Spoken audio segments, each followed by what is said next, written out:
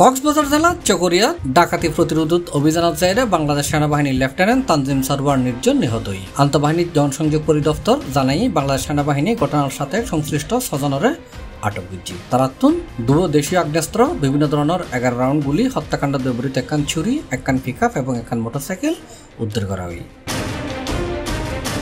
প্রাথমিক জিজ্ঞাসাবাদে গ্রেফতারকৃত 6 জনের মাঝে 4 জন প্রত্যক্ষভাবে সংগঠিত অপরাধের লগে জড়িত আছিল এবং 2 জন তথ্য দিয়ে সহায়তা করছে বলে স্বীকার করছে। আর এর মধ্যে মোহাম্মদ বাবুল এই ঘটনার মূল অর্থ যোগানদাতা বলে জানা গিয়ে। তাছাড়াও লেফটেন্যান্ট তানজিমুরি সুরিমাজ্জি বলে প্রাথমিক স্বীকারোক্তি দিয়ে বাবুলে। অন্যান্যের মাঝে ডাকাত দলের second in command Mohammad Helaluddin, গাড়ি চালক মোহাম্মদ আনোয়ার হাকিম, সশস্ত্র সদস্য মোহাম্মদ আরিফুল্লাহ এবং তত্ত্বদাতা মোহাম্মদ জিয়াবুল করিম ও মোহাম্মদ হুসেন এই ঘটনার লয় নিজেরা সরাসরি সম্পৃক্ততার কথা শেয়ার করছে।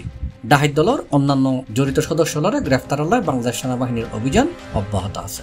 আইএসপিআর জানাই এই সেজনের চকরিয়া থানা পুলিশের হাতে হস্তান্তর করাই এবং সেনা সদস্য বাদী চকরিয়া থানার মামলা দায়েরের কার্যক্রম চলমান আছে। C+ চট্টগ্রাম।